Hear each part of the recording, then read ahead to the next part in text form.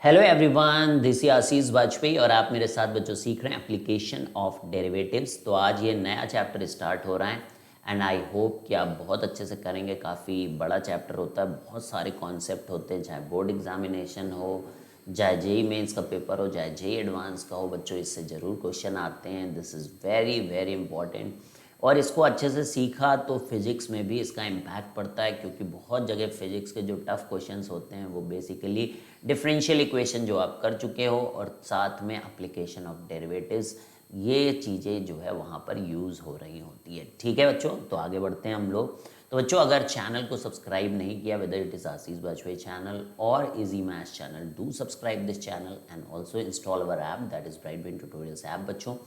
ठीक है, वहाँ पर भी ऑसम कंटेंट टेस्ट सीरीज़ वगैरह है, आप उसको यूज़ कर सकते हो। इस समय बच्चों हम लोग 29th चैप्टर यानी कि एप्लीकेशन ऑफ डेरिवेटिव्स में इस समय हैं बच्चों। तो चलिए स्टार्ट करते हैं। ठीक है, तो ज़्यादा देखिए यहाँ पर आप ये मत सोचिए कि बहुत सारी थ्योरी आपको सीखनी है, प्रैक्टिस बहुत करना है बच्चों, क्योंकि बहुत सारे कॉन्सेप्ट आपको ऑलरेडी आते हैं। अगर आप सब प्रॉपरली से जो है जिस तरीके से हमने लेक्चर्स कराए, अगर आप उनको फॉलो कर रहे होंगे तो आपको बस प्रैक्टिस करने की ज़रूरत है। तो यहाँ पर एप्लीकेशन ऑफ डेरिवेटिव्स, ठीक है बच्चों, एप्लीकेशन ऑफ डेरिवेटिव्स। तो अब हम लोग जैसे कि y is equal to F X लिखते हैं, तो derivative of F X with respect to x क्या लिखा जाता है, ये तो पता ही है आपको कि dy by D X is equal to F dash X. इसको क्या बोलते हैं, derivative of F X with respect to x। ठीक है, इसी चीज को हम लोग y डैश भी लिखते हैं। तो सबसे पहले हम लोग रेट ऑफ चेंज वाले क्वेश्चन करेंगे बच्चों। एओडी के दो मीनिंग होते हैं बच्चों एप्लीकेशन ऑफ डेरिवेटिव्स में, जो डेरिवेटिव के दो मीनिंग पे क्वेश्चंस आते हैं। ठीक है, तो इसको डिवाइड कर लेते हैं हम लोग। पहला है फिजिकल मीनिंग। पहला क्या है, फिजिकल मीनिंग, जिस मीनिंग पे अपनी फिजिक्स काम करती है, यानी कि इंस्टैंटेनियस चेंज। और दूसरा होता है बच्चों ज्योमेट्रिकल मीनिंग, जिस पे आप D Y by D X वगैरह करते आ रहे थे। ठीक है, geometrical meaning slope graph of बनाने में जिसको आप यूज़ करते हो। तो फिजिकल मीनिंग यानी कि D Y by D X का मतलब है, D Y by D X का मतलब यहाँ पर क्या है, instantaneous rate of change of Y, instantaneous rate of change of y, rate of change of y with respect to x, y with respect to x at time t, किसी particular time t पर। ठीक है, तो x को change कर रहे हैं और उस पर y का चेंज आ रहा है बच्चों। तो y का जो चेंज आ रहा है, अब भाई क्योंकि हर इंस्टेंटेनियस पे चेंज अलग अलग हो सकता है, तो किसी पर्टिकुलर टाइम t पर x को जब हम लोगों ने छोटा सा चेंज किया तो y में कितना चेंज आया, ये भी इसकी मीनिंग है। तो ये फिजिकल मीनिंग होती है। ठीक है, अब ज्योमेट्रिकल मीनिंग होती है कि D Y by D X जो होता है वो slope of a tangent of a curve at point, किसी पर्टिकुलर पॉइंट x1 y1 पे होता है। लिखिए, slope of tangent, slope of tangent of curve at point x1 comma y1। ठीक है, तो ये जैसे यहाँ पे थीटा, तो ये यहाँ पर टेंजेंट लिखा हम लोगों ने। तो जो D Y by D X इस पॉइंट x1 कॉमा y1 पे होगा वो स्लोप है बेसिकली। ठीक है, तो ये भी आप करते ही आ रहे हो। तो अब बस केवल क्वेश्चन करेंगे आप तो आपको और क्लैरिटी मिलेगी। तो चलिए क्वेश्चन शुरू करते हैं और इन सब बातों को और अच्छे से सीखेंगे और अच्छे क्वेश्चंस आएंगे तो उनमें क्या करना है। ठीक है, धीरे धीरे चीज़ों को सीख रहे होंगे हम लोग। तो अब देखिए यहाँ पे particle is moving along X square plus Y square is equal to 25। अब देखिए यहाँ पर क्या है, ये एक सर्कल है जिसके सेंटर 0,0 है, जिसका रेडियस क्या है बच्चों 5। तो समझिएगा बात को बच्चों कि ये सेंटर है ओरिजिन और एक पार्टिकल इस पे जो है चल रहा है with it is at point 3,4। तो किसी पर्टिकुलर टाइम पर, किसी पर्टिकुलर इंस्टेंट पर उसकी पोजीशन जो है वो 3,4 है। ठीक है। It's abscissa changes at the rate 2 centimetre per second. तो उसका जो एब्सिसा है यानी कि जो एक्स है, एक्स, और देखिए कैसे चेंज हो रहा है, टाइम के रिस्पेक्ट में चेंज हो रहा है, यानी कि dx बाई डी टी, यानी कि x का कोऑर्डिनेट जब 3 है उस, क्योंकि हर जगह अलग अलग हो सकता है बच्चों, हर जगह अलग अलग हो सकता है। तो कब की बात, तो उन्होंने एक फिक्स कर दिया कि 3 पर जब x है तो उस समय जो dx बाई डी टी है वो 2 सेंटीमीटर पर सेकेंड है। अब बोल रहे find the rate by which it's ordinate changes at this point. तो उस समय dy बाई डी टी कितना होगा ये पूछ रहे हैं। अब देखिए कंस्ट्रेंट रिलेशन है यहाँ पर, सर्कल पे एक कंस्ट्रेंट रिलेशन, ऐसा नहीं कि x कुछ भी करे और y कुछ भी करे, क्योंकि इसी पे चलना है आपको, you are constraint to move on this. तो ऑलरेडी आपने कंस्ट्रेंट मोशन वगैरह कर रखा बच्चों, तो वहाँ पर भी हम लोग कैलकुलस का यूज़ करते थे, तो वही आप अब सीख रहे हो मैथमेटिक्स के अंदर कि कैसे ये सब यूज़ किया जाता है। तो आप इसको डिफ्रेंशिएट करेंगे बच्चों, तो you will get 2x dx by D T plus 2y dy by D T is equal to 0। Abscissa मतलब x का कोऑर्डिनेट और ऑर्डिनेट का मतलब y का कोऑर्डिनेट। ठीक है। तो यानी कि dx बाई डी टी का चेंज गिवन है, तो dy बाई डी टी का चेंज बच्चों ये लोग पूछ रहे हैं। ठीक है। और इन्होंने बता भी रखा कि dx बाई डी टी कितना है और x उस समय कितना है और y कितना है। आपसे dy बाई डी टी पूछ रहे हैं, तो बहुत ही सिंपल आई थिंक। तो चलिए अब हम लोग लिखेंगे x times dx by D T is equal to minus y times d Y by D T. तो d Y by D t आपको चाहिए, तो आप लिख सकते कि minus x by y d x by D T. ठीक है। तो क्लियर है, क्लियर, समझ में आ रहा है क्या चाहिए आपको। अब आप वैल्यूज रख दीजिए, x की 3, y की 4 और dx बाई डी टी की 2।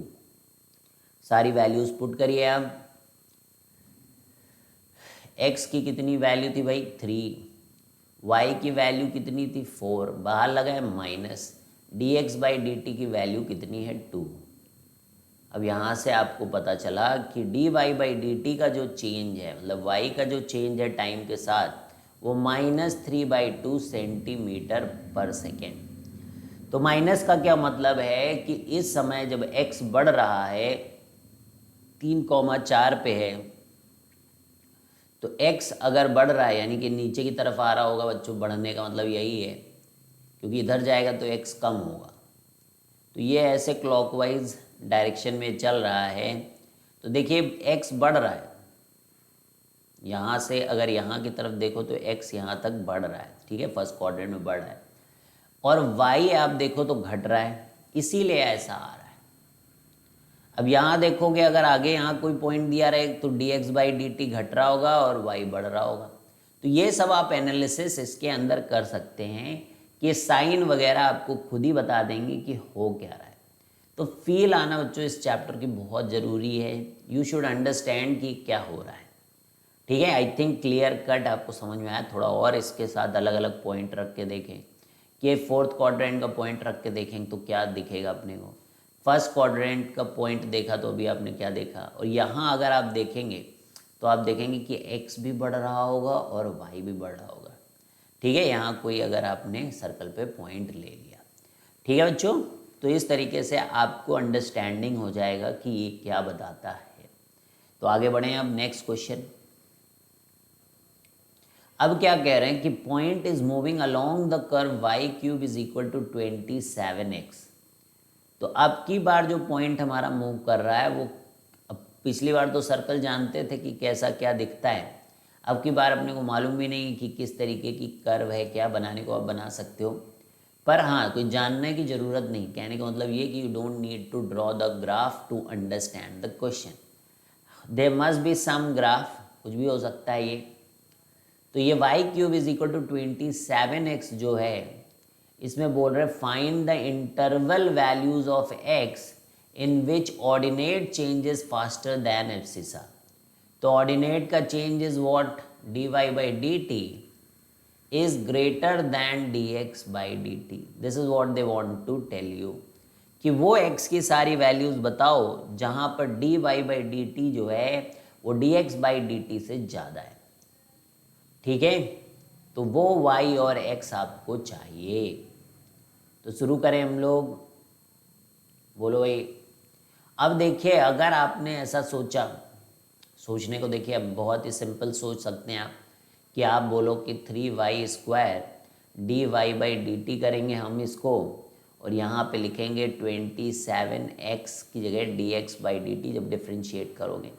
लेकिन आगे जाके आप फंस जाओगे क्योंकि y के कोऑर्डिनेट भी नहीं पता। अब आपको तो देखिए x केवल निकालना था कि x की वो कौन सी वैल्यूज़ हैं जिनके लिए dy by D T will always be greater than dx by D T. लेकिन यहाँ पर y आ चुका है और y का कोई इन्फॉर्मेशन है नहीं अपने पास। हाँ, एक काम आप कर सकते हो कि दोनों तरफ आप y से मल्टीप्लाई कर सकते हो। तो y क्यूब आएगा, 27x रखोगे, 27 हो गया। लेकिन इस y का क्या करोगे, y तो नोन ही नहीं है। तो यानी कि इस तरीके से करने से कोई फ़ायदा नहीं है। ठीक है, समझ में आ रही बात। तो दूसरा तरीका क्या होगा कि आप ऐसा क्यों नहीं करते हो कि y को लिख लो 27 की पावर 1/3, फिर ये जो प्रॉब्लम है y के आने की वो ख़त्म हो जाएगी, फिर x पे ही रह जाएगा केवल, और x तो हम चाहते ही पता करना। तो इस तरीके से आपको अप्रोच चेंज करनी होती है। This is how you have to change the approach. तो y is equal to 3 times x की पावर 1/3। तो ये आ गया है आपके पास कि y की जो वैल्यू है दैट इज 3 टाइम्स x की पावर 1/3। अब आप यहाँ पर dy बाई डी टी करोगे बच्चों, और ये 3 टाइम्स और x की पावर 1/3 यानी कि 1/3 टाइम्स डी एक्स की पावर कितना हो जाएगा, 1/3 माइनस 1, तो x की पावर -2/3, और यहाँ पर आएगा dx बाई डी टी। ठीक है, तो समझ में आ रहा है। 3 से 3 बच्चों कैंसिल हो चुका है। तो अब ये काम यहाँ से आ चुका है कि रिलेटेड कैसे हैं दोनों के दोनों, यानी कि dy बाई डी टी जो है वो 1/x की power 2/3 into D x by D T है। अब आपको बताना है वो कौन सी वैल्यूज़ होंगी जब ये dy by D T dx by D T से बड़ा होगा। ठीक है, तो इनइक्वालिटी आपको यहाँ पर सेटअप करनी है बच्चों। ठीक है, तो इनइक्वालिटी क्या है उसको लिखेंगे हम लोग अब। तो ATQ मतलब according to question what we have been given is कि dy by dt is greater than dx by dt, given है कि नहीं। अब आइए, अब dy by dt जो है वो है 1/x की power 2/3 into D x by D T is greater than dx by D T, यही तो है। dy बाई डी टी की जगह हम लोगों ने इसको रख दिया है, और dx बाई डी टी बच्चों कैंसिल हो जाएगा। अब आप देखिए कि ये पॉजिटिव क्वांटिटी है x की पावर 2/3, तो हम लोग लिख सकते हैं कि 1 जो है वो ग्रेटर दैन x की पावर 2/3 है कि नहीं है।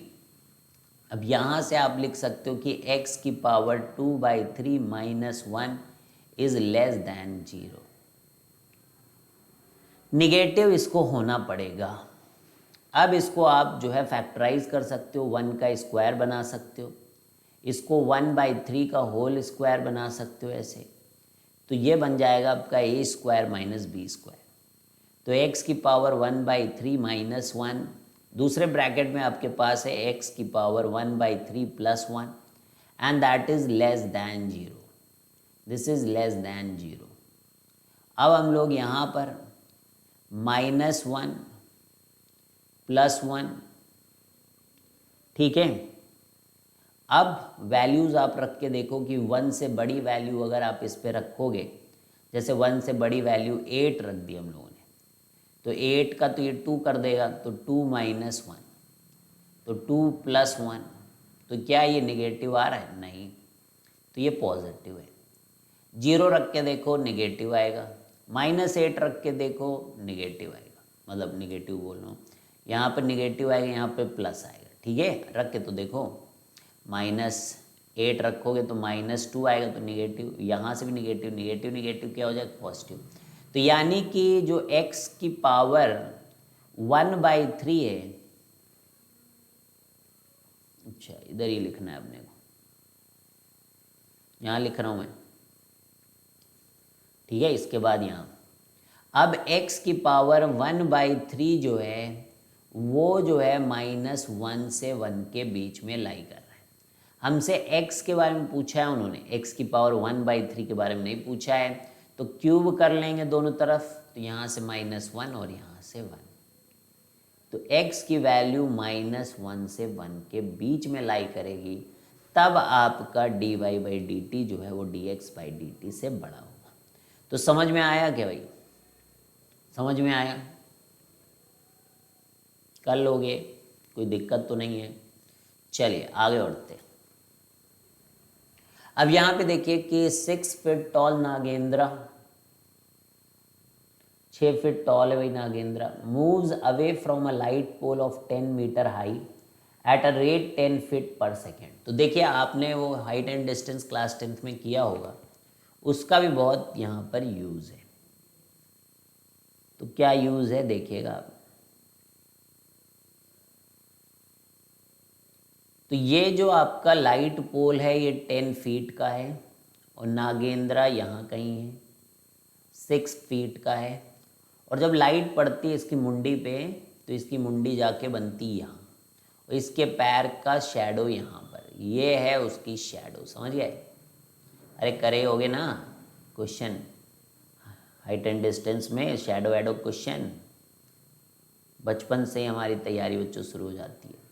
तो 6 feet tall Nagendra moves away from a light pole of a 10 feet height at a rate 10 feet per second. तो ये ऐसे आगे बढ़ रहा है। तो what is the rate of change in length of its shadow and how fast the farthest end of shadow is moving away.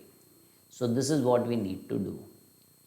तो अब यहाँ पे देखिए, क्योंकि नागेंद्रा के पैर यहाँ हैं, तो नागेंद्रा ऐसे चल रहा है, तो उसको हमें ओरिजिन मान लेंगे जहाँ पे टावर है, और नागेंद्रा जहाँ है किसी पर्टिकुलर टाइम पे उसको x कोऑर्डिनेट मान लेंगे, और उसका शैडो जो चलेगी ना, जो शैडो चलेगी, शैडो की मुंडी यहाँ है, तो वो नागेंद्रा से हम लोग उसको y दूरी पर मान लेंगे, ठीक है। और लेंथ ऑफ शैडो की बात होगी तो y की, पोजीशन ऑफ नागेंद्रा की बात होगी तो x, पोजीशन ऑफ नागेंद्राज शैडोज मुंडी इज x + y।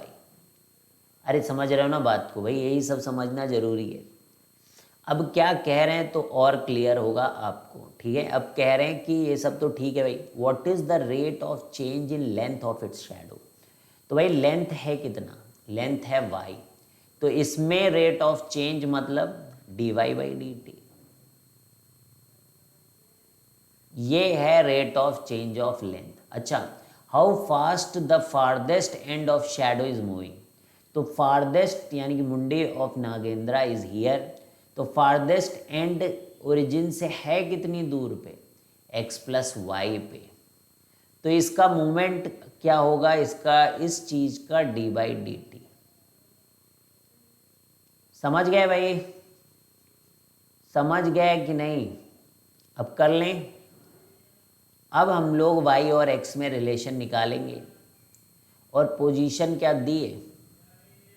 पोजीशन नहीं दिए, ठीक है। तो आराम से मतलब इसी से हो जाएगा। तो tan थीटा अगर आप लिखें तो एक तो 10/x + y, और एक tan थीटा आप लिखेंगे तो 6/y। देख लो भैया, ट्रायंगल वायंगल बना लेते हो ना, तो 10/x plus Y is equal to 6/y। तो एक थे 10y, एक थे 6x और एक थे 6y। ठीक है, तो यहाँ से आए 4y is equal to 6x और 2 से काटा पीटी मची तो ये 3। तो यहाँ से आपके पास आ रहा है 2y is equal to 3x। 2y is equal to 3x। अब 2 times dy by D T is equal to 3 times dx by D T. 2 times dy by D T is equal to 3 times dx by D T. ठीक है, ये एक relation यहाँ पर आया है। अब हमें चाहिए dy बाई डी टी। हमें क्या चाहिए? dy by D T, that is 3/2 times dx by D T. तो नागेंद्रा जो मूव कर रहा है वो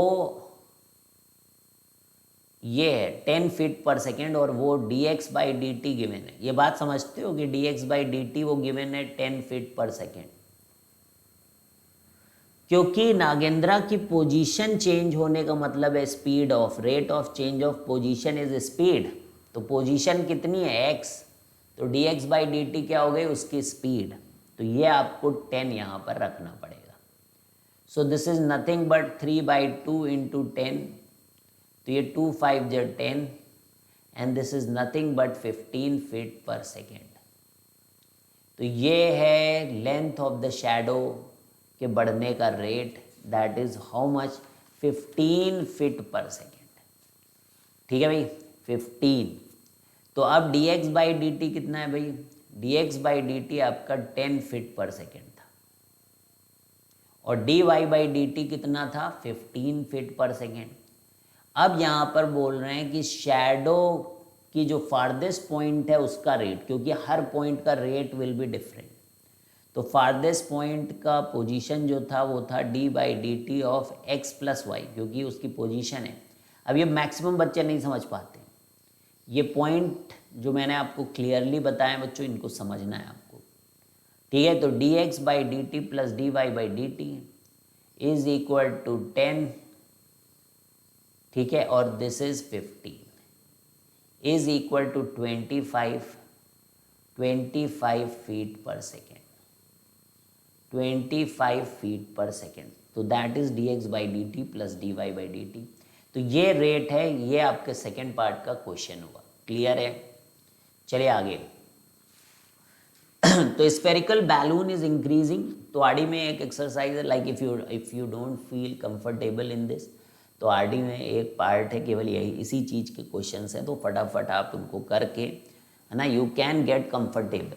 अगर आप कंफर्टेबल फील कर रहे हो तो फिर आप DPPs वगैरह लगाएं। And if you are not feeling comfortable, कि अच्छा लगता है कि अभी कहीं कुछ गड़बड़ है, तो फिर आप जो है आरडी में एक पूरा पार्ट है इस चीज़ के ऊपर, तो वहाँ से आपको फीलिंग जागृत हो जाएगी। ठीक है, तो अब क्या बोल रहे हैं कि spherical balloon is increasing eight a rate 0.1 centimetre per second. अच्छा, ये क्या है? क्या चीज़ स्फेरिकल बैलून में बढ़ सकता है? रेडियस उसको डिफाइन करता है। तो स्फेरिकल बैलून का आर है, तो ये बढ़ने के लिए dr, और इस dr का टाइम के साथ चेंज होना ही स्फेरिकल बैलून का इंक्रीज है।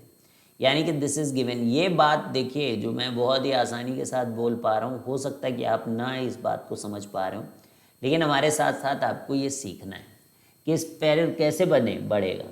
स्फेयर ऐसे ही तो बढ़ेगा। तो आर में dr जोड़ोगे, हर जगह देखो dr जुड़ेगा, तो ये स्फेयर बढ़ जाएगा ऐसे। तो स्फेयर का चेंज जो है इस dr की वजह से हो रहा है, इसलिए dr बाई डी टी जो है वो स्फेरिकल बैलून का इंक्रीजिंग रेट है। अगर ये घट रहा होता तो माइनस कर देते। ठीक है, अब क्या कह रहे हैं? Find the rate of change in volume when radius is 5 centimetre, क्योंकि हर जगह ये चेंज जो है अलग अलग रहेगा। तो जिस समय रेडियस 5 सेंटीमीटर है उस समय आपको वॉल्यूम का चेंज निकालना है dv बाई डी टी। अब देखिए वॉल्यूम ऑफ स्फेयर आना चाहिए आपको, मतलब ये बहुत ही ऑब्वियस है, नहीं आएगा तो फिर भाई पहले आप क्लास 10th वगैरह की बुक उठा लो आई थिंक 8th वेट से ही सरफेस एरिया एंड वॉल्यूम वगैरह रहता है। नहीं आता है बाई चांस तो आप पहले फॉर्मूले सबके याद करें, ठीक है। तो dv/dt, तो 3 आगे आ जाएगा भाई, तो आपके पास 4πr² dr/dt हो जाएगा। अब आप खुद समझ सकते हो कि कितना आसान क्वेश्चन है ये, क्योंकि अब आपको पता है कि 4π और रेडियस जो है वो 5 दिया है तो वो 25 हो जाएगा, और dr/dt जो आपको दिया है वो 0.1 दिया है। तो अब 25/400 का 10 पाई, तो वॉल्यूम जो हो गया वो 10 पाई सेंटीमीटर क्यूब पर सेकेंड, तो ये हो गया 10 पाई सेंटीमीटर क्यूब पर सेकेंड, ठीक है। क्लियर क्लियर, समझ में आ रही बात।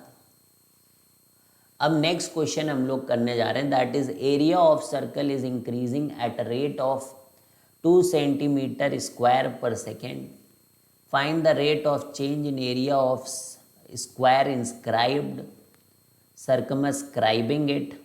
ओके, तो 2 पार्ट हैं क्वेश्चन के। एरिया ऑफ सर्कल जो है इंक्रीज कर रहा है बच्चों, चलिए एरिया ऑफ सर्कल तो जानते हो आप, तो एरिया ऑफ सर्कल इंक्रीज करने का कुछ रेट दिया है, ठीक है। इंस्क्राइब से शुरू करते बच्चों, पहले पार्ट से। पहले आप फिगर बनाएं, फिर उसको आप वेरिएबल समझें, कौन से वेरिएबल चेंज हो रहे हैं, जो चीज़ आपसे बोल रहे हैं उसके बारे में समझें कि उसको कैसे रिलेट कर सकते हैं उन वेरिएबल्स के साथ। यही आपको करते रहना है बस, मतलब इसकी एरिया बच्चों पूछ रहे हैं भाई। देखिए इसके पॉइंट इसके साथ जुड़े हुए हैं, कंस्ट्रेंट में है, इंस्क्राइब्ड होने का मतलब इसके अंदर रहेंगे। सर्कल के एरिया चेंज होने का मतलब है कि उसका रेडियस चेंज होना, इसका रेडियस चेंज होने का मतलब है कि इसके डायगोनल की लेंथ चेंज होना, और डायगोनल की लेंथ चेंज होने का मतलब है कि स्क्वायर का भी एरिया चेंज होगा।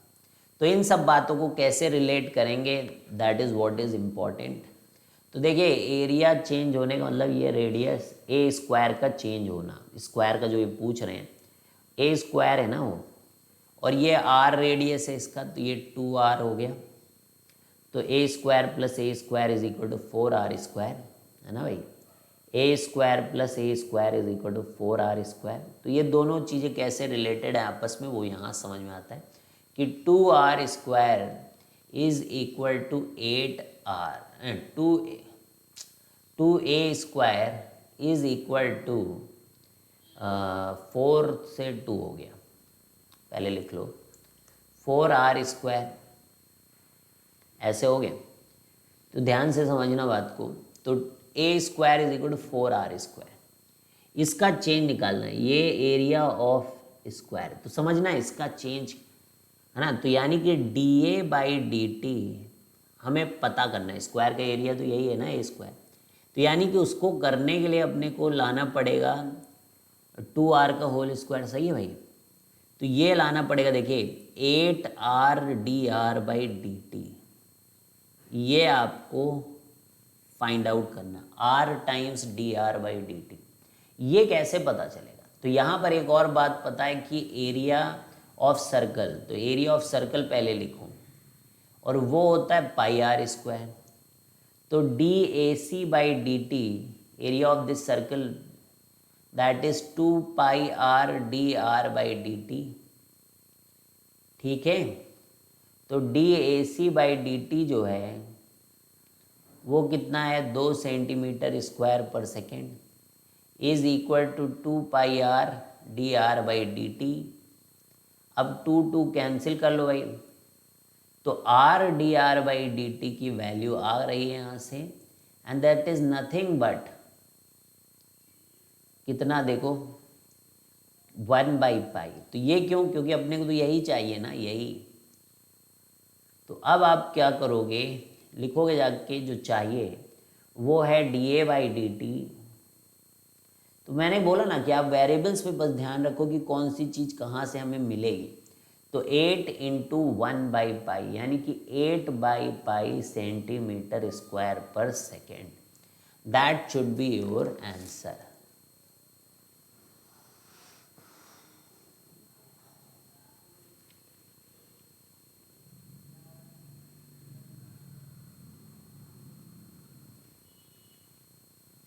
ठीक है।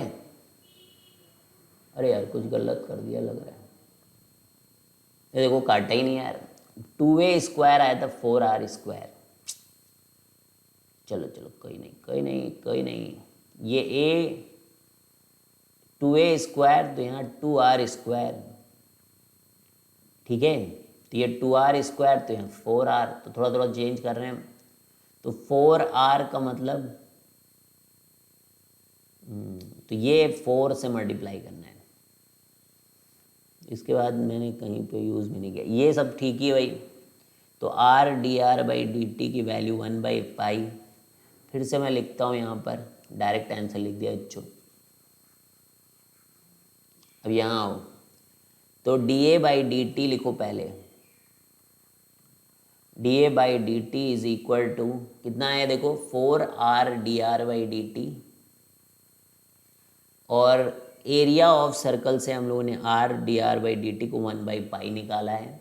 इसकी वैल्यू देखिए वहाँ पर पीछे दी गई, r/dr/dt इज इक्वल टू 1/π। अब इसको यहाँ रख दो जाके। तो dA/dt जो इंस्क्राइब्ड स्क्वायर था उसका जो आंसर आया दैट इज 4/π cm²/सेकेंड। ठीक है, तो सिंपल था। अब नेक्स्ट पार्ट है इसमें सर्कमस्क्राइब्ड वाला। तो नेक्स्ट पार्ट है इसमें सर्कमस्क्राइब्ड, ये तो इंस्क्राइब्ड हो गया। अब सर्कमस्क्राइब्ड वाला पार्ट है। ठीक है, तो मैं थोड़ी जगह बना लेता हूँ बच्चों,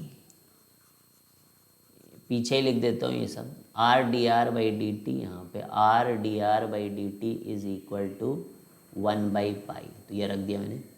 अब इतनी पुराने क्वेश्चन डन हो गया है। अब सेकेंड पार्ट इसका, सेकेंड पार्ट सर्कमस्क्राइब्ड वाला। अब सर्कमस्क्राइब्ड का मतलब है कि स्क्वायर बाहर है और सर्कल अंदर है।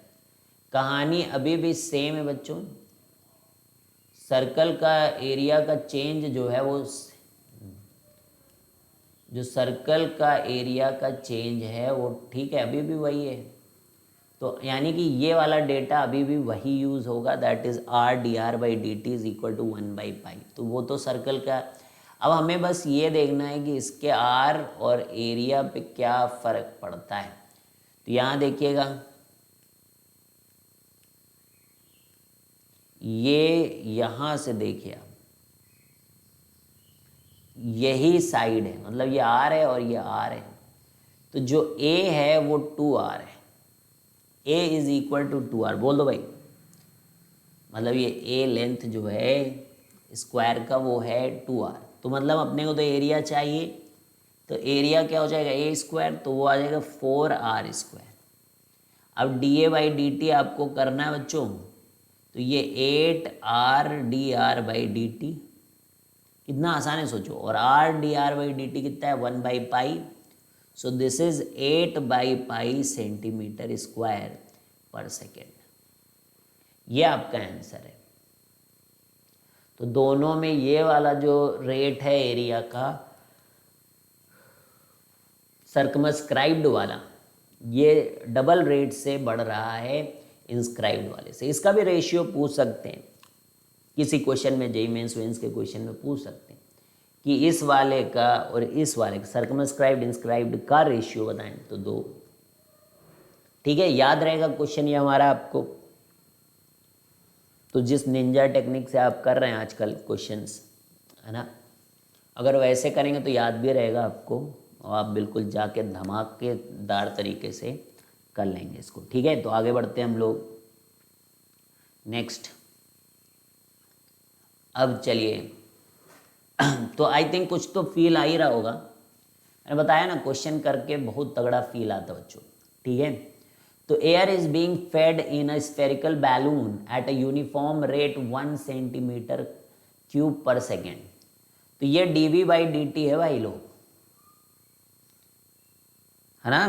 क्या लगता है आपको, ये जो रेट दिया है ये dV/dt तो है, cm³/सेकेंड से तो समझ सकते हैं हम लोग इस बात को कि एयर जो स्फेरिकल वॉल्यूम बैलून में डाली जा रही है वो एक फिक्स रेट के साथ डाली जा रही है। यानी कि dV/dt अपने को गिवन है कि वो 1 सेंटीमीटर क्यूब पर सेकेंड है। बहुत बढ़िया। अब find the rate at which its surface area is changing after 2 seconds. Find the rate at which its surface area is changing. Volume का रेट दिया है और सरफेस एरिया का चेंज पूछ रहे हैं। तो चलिए, सरफेस एरिया का चेंज पता करने का मतलब क्या क्या पता करना है, ये भी तो इम्पोर्टेंट बात है। तो अब क्या परेशानियां हैं, कैसे क्या होगा, सब हम लोग कोशिश करने की कोशिश करेंगे। तो ds/dt that is what is surface area, जानते ही हो भाई आप, स्फेरिकल बैलून हो स्फेयर का। तो 8πr जब डिफ्रेंशिएट करोगे तो आपको मिलेगा dr/dt, है ना, ये दो यहाँ चला जाएगा, 8πr dr/dt that is ds/dt is equal to 8πr dr/dt। अब बात ये है कि ठीक है भाई, ये तो अपन समझ गए कि dr/dt है, लेकिन at t is equal to 2 second पर रेडियस कितनी है ये भी तो पता करना पड़ेगा हमें, क्योंकि r पे भी डिपेंड कर रहा है। रेट तो आई थिंक वॉल्यूम के रेट से अपने को मिल जाना चाहिए, तो वो मैं यहाँ करता हूँ। v is equal to 4/3πr³, ये आता है। तो dv/dt जो रेट के बारे में बात हो रही बच्चों, वो हो जाएगा 4πr²। Oh my God, this is what we needed, surface area. So this is what is dr/dt। अब कहानी ये है, यहाँ पर मध्यम कहानी ये है कि r dr/dt तो निकाल सकते, लेकिन इस r का क्या, इस r का क्या। तो इसको मैं थोड़ा ऐसे लिखता हूँ अब, 4πr r dr/dt। अच्छा, एक और बात है, इसमें 2 से ऊपर नीचे मल्टीप्लाई कर दें अगर हम लोग, तो आप देखेंगे कि dv/dt जो है वो 1/2 टाइम्स और 8πr dr/dt, यानी कि हाफ आर अलग कर लो तो ये 8πr dr/dt आ रहा है। तो ये आपका ds/dt है। ठीक है भाई। तो यानी कि अगर रेडियस पता चल जाए कि इस समय कितनी है, तो सरफेस एरिया का रेट पता चल जाएगा। तो अब वॉल्यूम भी मैं रख देता हूँ यहाँ पे, dv/dt का रेट है 1, तो ds/dt मतलब कितना आप सिंप्लीफाई कर सकते हो, और क्या चीज़ फंस रही है ये चीज़ आप देख भी सकते हो साफ साफ कि 2/r आपका आंसर आना चाहिए, 2/r। ठीक है, और dv/dt को मैंने 1 रख दिया। तो this is what I need right now. हमारा रिक्वायरमेंट है कि r पता करो अभियान, कि r कैसे पता किया जाए, है ना, r कैसे पता किया जाए टाइम के रिस्पेक्ट में। यानी कि कोई तो रिलेशन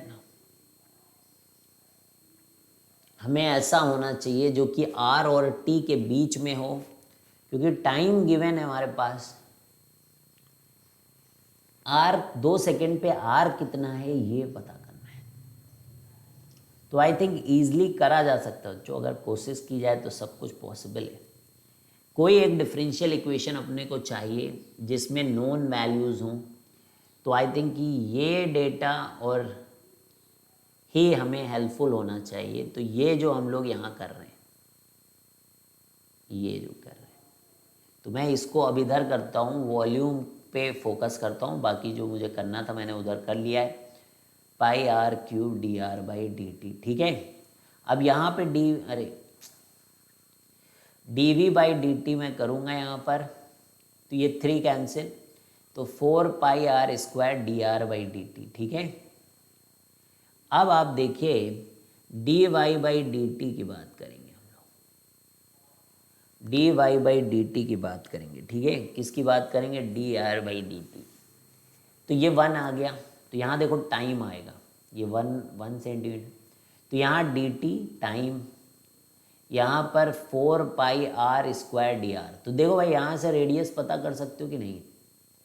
तो 0 टाइम पर 0 रेडियस, t टाइम पर r radius, and that t time is what 2 second 4 second, कितना है 2 सेकेंड। कर लोगे अब? तो ये टी आ जाएगा, टी की जगह यहाँ 2 आ जाएगा, ये 4 पाई आ जाएगा और ये आर क्यूब डिवाइडेड बाई 3 आ जाएगा। तो ये काफ़ी इंटरेस्टिंग बात थी कि इस तरीके से, मतलब ये आसान नहीं है बच्चों, ये अगर सोच रहे हो, ये सोच डेवलप करनी है आपको कि पहले आइडेंटिफाई करना है कि प्रॉब्लम में रिक्वायरमेंट किस चीज़ की है, फिर आपको सोचना है कि आखिर उसको कैसे हम लोग फाइंड आउट कर सकते हैं, यानी कि आर आएगा कैसे, ये फिर हमें पता करना है। ठीक है, तो अब जो ये आर क्यूब डिवाइडेड बाई 3 है, दिस इज नथिंग बट 1/पाई। तो आर क्यूब जो है वो 3/पाई है। तो आर की वैल्यू कितनी है भाई, बोलो? 3/पाई की पावर 1/3।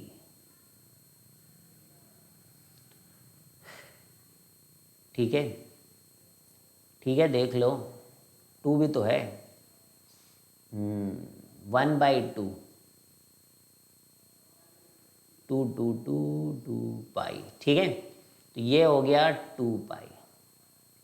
देखो 2 पाई है, 2 पाई, तो 3r³/3 1/2 पाई, तो यहाँ 2 पाई की पावर 1/3। अब आप पीछे पीछे जाइए और यहाँ ds/rt ds/dt जो हमें फाइंड आउट करना था, that was given as 2/r। तो r की जगह यहाँ रख दो जाके, तो that will go up side, तो 2 पाई की पावर 1/3 और नीचे आपकी 3 की पावर 1/3। ठीक है, तो साफ साफ लिख लो answer, ds/dt is equal to 2 times 2 पाई/3 की power 1/3 centimetre square per second. तो समझ में आया ना भाई, अच्छा क्वेश्चन था। पहले मैं बता दूं आपको कि इस क्वेश्चन के अंदर रेडियस की कमी थी। तो डिफरेंशियल इक्वेशन जो हम लोगों ने सीखा है पीछे, डिफरेंशियल इक्वेशन जो हम लोगों ने पीछे सीखा है, उसका यूज है। इसीलिए आपने देखा होगा कि डिफरेंशियल इक्वेशन के साथ में आपको एप्लीकेशन ऑफ डेरिवेटिव्स करा रहा हूँ, कोई नहीं कराता ऐसे। ठीक है,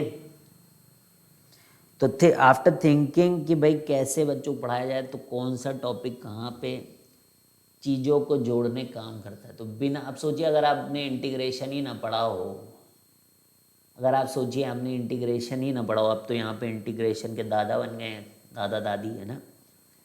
तो अब आप ये सब चीज़ें आपके लिए आसान है, लेकिन अभी सोचिए कि यही चीज़ बिना इंटीग्रेशन के पहले आपको ये क्वेश्चन दिया जाता, तो आप कभी लाइफ में नहीं सोच सकते थे कि आर कैसे आएगा। लेकिन अब आपको पता है कि अगर आपके पास टाइम गिवन है, तो डी आर और डी टी में कोई रिलेशन अगर मिल जाए, तो क्यों नहीं आप निकाल सकते हैं रेडियस, निकाल सकते हैं ना। तो अच्छा क्वेश्चन है बच्चों। यहाँ पर अभी तक क्या देख रहे थे हम लोग, अभी कल तक ही हम लोग ये बात को देख रहे थे कि कैसे डिफरेंशियल इक्वेशन में एप्लीकेशन ऑफ डेरिवेटिव्स लग रहा था। ठीक है, थोड़ा थोड़ा उतना आप समझाते आ रहे हैं हम आपको। और अब आज आपने इस क्वेश्चन में देखा कि कैसे डिफरेंशियल इक्वेशन इस क्वेश्चन में हेल्पिंग हैंड दे रहा है। तो अच्छा क्वेश्चन है, मार्क करके रखिए। ठीक है, इस तरह सोच ले गए आप तो पक्का आप IITian बन जाएंगे। ठीक है, चलिए अब लैडर का क्वेश्चन करें हम लोग। एक लैडर भी हमारा इंतजार कर रही है बच्चों। तो ये 13 फीट की लैडर है and that is leaning against the wall.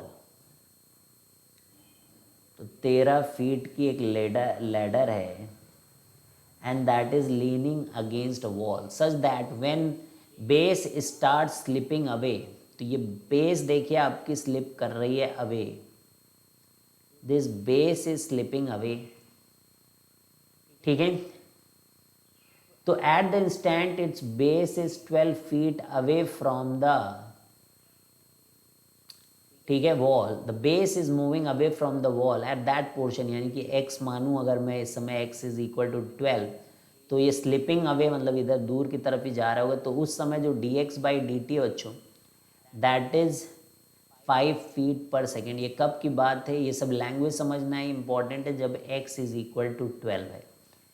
ठीक है, ये लिखा है 13 feet ladder is leaning against a wall, this will be 5 when the base start slipping away at the instant it base is 12, उस समय x की value 12 है। यही तो है भाई, बेस को x कोऑर्डिनेट से रिप्रेजेंट कर सकते हो। और जो स्लिप होने का रेट है, मतलब पोजीशन इस पॉइंट का, वो x है, तो इस पोजीशन का मोमेंट क्या हो जाएगा, dx/dt। Find the rate at which the angle between the ladder and the ground is changing. तो d θ/dt आपको चाहिए। वाह, d θ/dt आपको चाहिए। तो जो नोन है उस पर्टिकुलर टाइम पे वो है, सभी नोन है, tan θ भी यूज़ कर सकते हो, सब कर सकते हो, आप कैसे भी कर सकते हो। तो dx/dt अपने को पता है, dx/dt। तो cos θ लिखते हैं हम लोग, तो x रख दो उसी पर्टिकुलर टाइम पर। अब नहीं 12/13 एंगल बता दो, एंगल का चेंज रखना है तो इसको वेरिएबल मानना होगा और इसको 13 ही मानना। उस समय पर्टिकुलर टाइम पे 13 जब है तो x का चेंज, तो इसको डिफ्रेंशिएट करेंगे तभी d θ। अब देखिए छोटी सी चीज़ है पर ये मोटी सी चीज़ है, इसको समझना है, इज़ वेरी वेरी इंपॉर्टेंट बच्चों की क्यों ऐसा कर ले गए हम लोग। आप tan भी कर सकते हो, cot भी कर सकते हो, किसी में लिख सकते हो, लेकिन x पता करना है तो बेस यूज़ करना पड़ेगा। बाकी आप tan में भी इसको यूज़ कर सकते हो, ऐसा कुछ नहीं है, ठीक है, कि ऐसे ही करेंगे हम लोग। तो 1/13 टाइम्स dx/dt। अब dx/dt आपको पता करना है, गिवन है एक्चुअली में। तो अब आपको साइन थीटा d θ, तो साइन थीटा तो निकाल सकते हो ना, 5/13। Sine theta is how much, 5/13। ये देखो परपेंडिकुलर, और ये 5/13, ये d θ/dt है, ये 1/13 है, और ये dx/dt है 5। अब आप देख लो 13 से 13 गया, 5 से 5 गया, तो कैन यू सी कि d θ/dt इज -1 रेडियन पर सेकेंड, -1 रेडियन पर सेकेंड। ठीक है, तो हो गया भैया, किसी कोई दिक्कत तो नहीं। तो देखिए कितने आसान होते हैं ये क्वेश्चंस। अब नेक्स्ट है हमारा कुछ चीज़ें जो कि सिलेंडर और कोन के ऊपर होती हैं। तो यहाँ मैं आपसे एक्सपेक्ट कर सकता हूँ कि आपको सिलेंडर के फॉर्मूले, कोन के फॉर्मूले सब पता होने चाहिए। बोर्ड में भी ये सब क्वेश्चंस आते हैं बच्चों, ठीक है। तो अगर मैं कोन की बात करूँ तो कोन के सरफेस एरिया ये वो सब पता रहना चाहिए, ठीक है। So this is theta, this is h, this is r, this is l. Slant height, इसको क्या बोलते हैं, स्लैंट हाइट। तो l is equal to √r² + r²। ये सेमी वर्टिकल एंगल है। tan θ we can write r/h। This is known as semi vertical angle. What we say it, semi vertical angle. इसको क्या बोलते हैं हम लोग, semi vertical angle. This is tan θ is equal to r/h। Volume of cone is equal to 1/3 πr²h। ठीक है। Surface area जो है that is πr × l। l is equal to √r² + h²। तो इतनी चीज़ें आपको ध्यान रखनी है। वॉल्यूम ऑफ कोन और ये स्लैंट हाइट है, और tan θ जो है वो r/h है। ठीक है। अब आता है cylinder. O my God, cylinder, cylinder का भी पता ही होगा आपको। वॉल्यूम का फॉर्मूला है πr²h, और ये वाला curved surface area, surface area curved, that is 2πrh। ठीक है। टोटल सरफेस एरिया ऊपर नीचे का 2πr², और साथ में कर्व सरफेस एरिया 2πrh। इतनी बातें जाननी है बस। आई थिंक इतना तो आता ही होगा आपको ना। अब चलिए फटाफट हम लोग सिलेंडर और कोन का कुछ क्वेश्चन कर लेते हैं, ठीक है। बहुत इंपॉर्टेंट है, अब बहुत ही अच्छे से समझिएगा बच्चों, बहुत सारे क्वेश्चन पूछे जाते हैं इस पर। तो water is poured into inverted conical vessel. देखिए भाई, ऐसे करिए,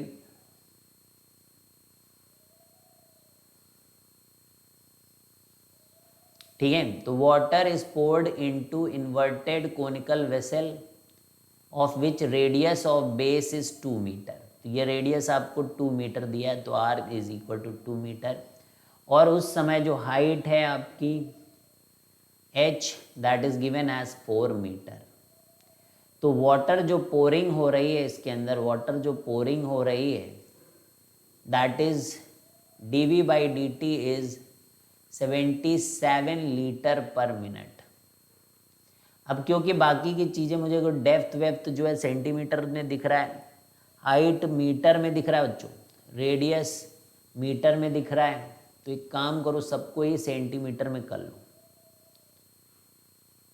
ये क्योंकि 70 है तो लीटर जो हो जाएगा दैट इज 77 इंटू 10 की पावर 3। 1 लीटर में 10 की पावर 3 सेंटीमीटर क्यूब होता है। ठीक है, तो I think that will be quite good, आसानी के साथ आप समझ पाओगे। तो मैं यहाँ फिर से लिख देता हूँ कि dv by dt I have taken as 77 into 10 की power 3 centimetre cube per minute. ठीक है, तो 77 इंटू 10 की power 3 centimetre cube per minute. तो ये जो है हम लोग यहाँ पर कर रहे हैं। अब यहाँ पर आपको dh बाई dt पता करना है जिस समय डेप्थ 70 सेंटीमीटर है। तो ये पॉइंट फाइंड आउट करना पड़ेगा कि ठीक है भाई डेप्थ तो 70 सेंटीमीटर है, ठीक है, इसको मैं कैपिटल H बोल देता हूँ ना, इसको कैपिटल R बोल देता हूँ, तो फिर ये स्मॉल r हो जाएगा और ये H। तो ठीक है भाई डेप्थ तो उस समय 70 सेंटीमीटर है, लेकिन R कितना है, क्योंकि R की ज़रूरत पड़ेगी हमें। ठीक है, DH और R में रिलेशन रहेगा। तो यहाँ पे देखिए मैंने थीटा मान लिया सेमी वर्टिकल एंगल, तो अब आप रेशियो ही है ये, तो रेशियो किसी में भी रहे, बस इसका रेशियो रेडियस और हाइट का रेशियो सेम रहना चाहिए। तो tan theta is equal to R by H, यानी कि 2/4 R बाई एच, ये ट्राइंगल देख लो।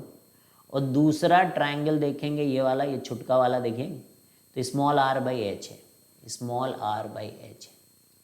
ठीक है, तो 2/4 is equal to R by H है। तो यहाँ से ये 2 हो गया, तो जो h है that is twice of R।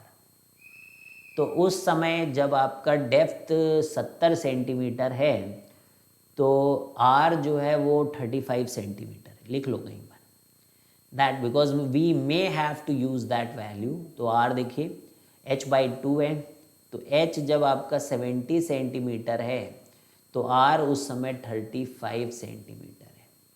तो ये 2 बातें अच्छी हैं, बढ़िया हैं, इनको आपको यूज़ करना पड़ेगा। तो अब क्या कह रहे हैं, find the rate at which water level is rising. अब वॉल्यूम को यूज़ करिए, अब volume is 1/3 pi r square h। तो अब आप dv बाई dt को यूज़ करें। अब काफ़ी काम हम लोगों ने कर लिया है बच्चों, 2 पाई r। ठीक है, अब देखो यहाँ पे 2 वेरिएबल हो गए, अभी भी काम बहुत नहीं कर लिया है। अब एक h के टर्म्स में ही r को करना पड़ेगा। तो ये रिलेशन आया था, r को लिखिए h/2, तो v जो लिखा जाएगा वो आप लिखोगे r को h/2, तो h²/4 इंटू h। ठीक है, यहाँ तक सही है सब। तो जो वॉल्यूम आएगा that is 1/3 pi h³ divided by 4। ठीक है यहाँ तक। अब आप dv बाई dt करें, 3 से 3 कैंसिल हो जाएगा जब डिफ्रेंशिएट करोगे, तो π/4 3 यानी कि h² dh बाई dt। ठीक है, π/4 3h², 3 से 3 कट गया, dh बाई dt। तो अब हम क्या करेंगे, इसको dv बाई dt वगैरह अब यहाँ पर लिखेंगे। तो that was how much, 77 into 10 की पावर 3, इधर लिखता हूँ मैं 77 इंटू 10 की power 3 is equal to π/4, and that point h was something that was given 70 he given था, तो यहाँ पर 70 इंटू 70 और फिर आपके पास dH/dt था बस। अब क्या है भाई, अभी और कुछ है क्या, 2 जीरो उड़ेंगे यहाँ से तो 770 हो जाएगा और 22/7 हो जाएगा भाई, और यहाँ से 7 इंटू 7 हो जाएगा और यहाँ पर आपको मिलेगा dH/dt। तो ये 7 से 7 कैंसिल और ये 7 से 1 1 0। ठीक है भाई, तो dH/dt जो आ रहा है वो आ रहा है 110/22। ठीक है, 110/22 तो 5 सेंटीमीटर पर मिनट। तो एक बार सब देख लेते हैं एक बार कि सब सही है कि नहीं। बाकी फंडा तो समझ ही गए आप कि जिस समय H और R के बीच में हम लोगों ने रिलेशन निकाला कि R को हम लोग H/2 रख रहे हैं,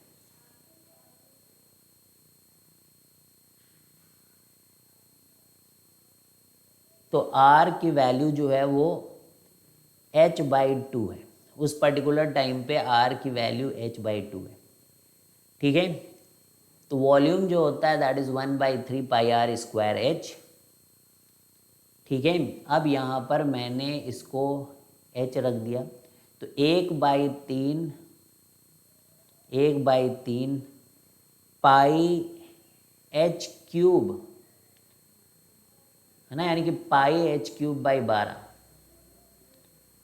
तो वॉल्यूम जो आया दैट इज पाई H³/12 आया। तो जो डिफ्रेंशिएशन किया वो 1/4 पाई H² dH/dt आया। तो ये dV/dt जो है ये 77 इंटू 10⁻³ आया। ठीक है, तो हाइट जो है वो 70 इंटू 70 किया, सही है यार, यहाँ 77 इंटू 10⁻³ है, ये π/4 है, π/4 है और ये H² है और DH में, सही है, सही लग रहा है। तो 2 जीरो से 2 जीरो कट गए, 770 हुआ, 22/7 से 1 7। ठीक है, मतलब 5 सेंटीमीटर पर मिनट। मतलब बाकी आप कैलकुलेशन देख लेना अगर कुछ गड़बड़ सड़बड़ है तो, बाकी मुझे तो सही लग रहा है। ठीक है, अब हम लोग यहाँ पर नेक्स्ट काम कर रहे हैं, that is water is dripping out from a conical funnel of semi-vertical angle π/4 at a uniform rate of 2 cm³ per second through a ring hole at the vertex in bottom when the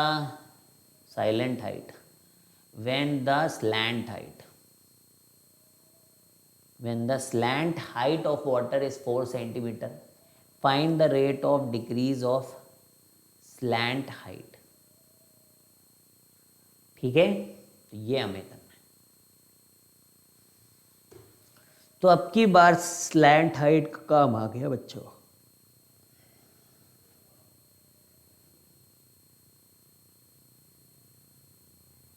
तो ये हमारे पास कोन है, cone. तो water is dripping out of a conical funnel of semi vertical angle π/4। तो ये angle π/4 है जिस समय, तो कहने का मतलब है कि R और H बस सेम है। और वॉल्यूम दिया गया बच्चों dV/dt, इस बार फिर से दिया गया है 2 cm³ पर सेकेंड। तो वाटर कोनिकल होल से निकल रहा है। When the slant height of water is 4 centimetre और R और H सेम ही है, तो स्लैंट हाइट का रेट ऑफ डिक्रीज पता करना है। वाओ, तो slant height is how you can find out, L² का पता करना है, तो R² प्लस H²। तो R और H सेम है, तो यहाँ पे L² is equal to twice of R²। ठीक है, तो L अगर उस समय 4 सेंटीमीटर है तो ये 16 है, तो ये 2 है, तो R उस समय कितना है, 8। तो R की वैल्यू 2√2, तो उस पर्टिकुलर टाइम पे आर की वैल्यू जो है वो 2√2 है। ठीक है, तो अपने को तो rate of decrease of slant height निकालनी है और वो वॉल्यूम के रेट में हम तो पहुंचा जाएंगे, क्योंकि हमें पता है कि L square is right now twice of R square. तो हम वॉल्यूम यहाँ लिखना शुरू करते हैं बच्चों, 1/3 पाई आर स्क्वायर एच, ऐसे लिखना शुरू करते हैं। तो एच तो आर है, पहले ऐसे लिख दो, इधर चले तो 1/3 पाई आर स्क्वायर एच था, उसको आर कर दिया। अब एल के टर्म्स में सब कुछ लिखेंगे बच्चों, आर क्यूब। अब आइए देखिए एल के टर्म्स में कैसे लिखेंगे कि एल स्क्वायर जो है वो ट्वाइस ऑफ आर स्क्वायर है, L square is twice of R square. तो आर क्यूब को मतलब यहाँ पे आर क्यूब है, तो एल के टर्म्स में वो कैसे लिखा जाएगा? Okay, so first of all we need to write कि L/2 की पावर 1/2 इज आर। ठीक है, तो R cube is nothing but, अरे बहुत ही छोटा काम है, 3/2 ऐसे लिख दिया। तो ये हो गया 1/3 पाई L/2 की पावर, यानी कि 2 की पावर तो नीचे, 2 की पावर नीचे 3/2 है। ठीक है, और L की पावर 3/2 है। तो अब हमें dv/dt करना पड़ेगा यहाँ पर, बाकी सब ऐसे ही है, पाई 3, 2 की पावर 3/2 सब कांस्टेंट है। ये 3/2 बाहर आया और ये L 3/2 -1, यानी कि L की पावर 1/2 dl/dt आया। अब कोई चक्कर नहीं, कोई दिक्कत नहीं, 2 की पावर 3/2 में 1 जोड़ोगे तो कितना हो जाएगा भाई? 1 3/2 यानी 2√2, दिस इज 2√2 यानी कि 4√2। ठीक है, तो बढ़िया कर रहे हैं हम, चिंता ना करिए आप। ठीक है, 1/4√2 और L निकाला था हम लोगों ने उस पर्टिकुलर टाइम पे, L कितना है दिया है क्या? हाँ देखिए 4 दिया है, तो रूट लोगे उसका तो 2 आ जाएगा, बहुत बढ़िया। और ये dl/dt, अब ये काटो पीटो तो 2√2, तो dv/dt की वैल्यू कितनी है? 2 सेंटीमीटर क्यूब, लिख दो जाके यहाँ पर 2 सेंटीमीटर क्यूब। तो 2 1/2√2 dl/dt। तो मैंने बताया ना कि कांस्टेंट पे फोकस रखना है आपको, तो dl/dt is 4√2 centimetre per second, that is your answer. Pi कहाँ चला गया? पाई तो घटा भी नहीं था।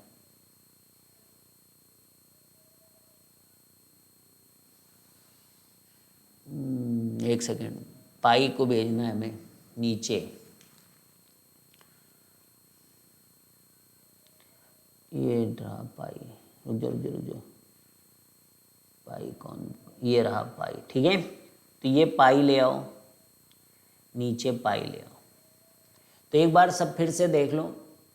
ठीक है, तो 1/3 पाई आर स्क्वायर एच, और आर और एच बराबर, और एल जो होता है वो R square plus H square होता है, तो उसको भी मैंने आर स्क्वायर लिख दिया। तो एल स्क्वायर की वैल्यू 2r स्क्वायर, तो L/2,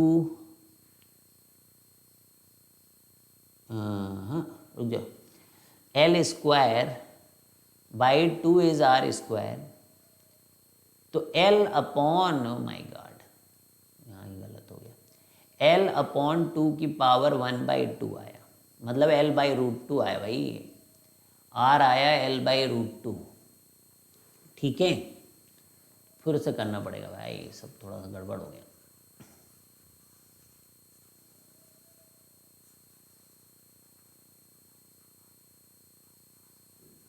कोई बात नहीं, समझ में तो आई गया ना कैसे करना है। आप अब एक बार और कैलकुलेशन करेंगे तो एकदम ही क्लियर हो जाएगा कि कर क्या रहे थे हम लोग। ठीक है, कैलकुलेशन थोड़ी गड़बड़ा गया। ठीक है, L square is equal to twice of R square, तो L स्क्वायर बाई 2, तो रूट लोगे तो केवल रूट तो 2 ही का होगा ना। तो अब आर क्यूब करना है, देखिए, तो V is equal to 1/3 pi, और क्यूब करना है तो L क्यूब, और रूट टू हो जाएगा ये। अब डिफ्रेंशिएट करो इसको तो D V by D T is equal to pi by 3 × 3 L² by 2√2 into D L by D T, ये निकालना है। तो 3 कैंसिल और D V by D T का रेट कितना है 2, तो यहाँ 2 रख दो। तो 2 इंटू 2√2 अपॉन पाई, और एल स्क्वायर की वैल्यू कितनी, एल स्क्वायर की वैल्यू कितनी, एल की वैल्यू निकाली, एल की वैल्यू दी थी 4, तो 4 का स्क्वायर है 16। बस अब D L by D T निकालनी है। तो 4, तो D L by D T is √2 by 4 पाई,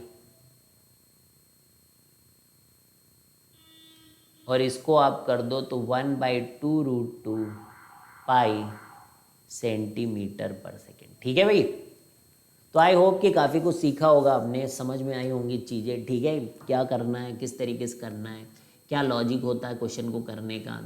ठीक है, आराम से आप कर सकते हैं। ठीक है बच्चों, तो चलिए मिलते हैं कल और भी ऑसम क्वेश्चंस के साथ। ठीक है, तो बने रहिए साथ में और सीखते रहिए बच्चों। Bye bye, see you guys, have a great day.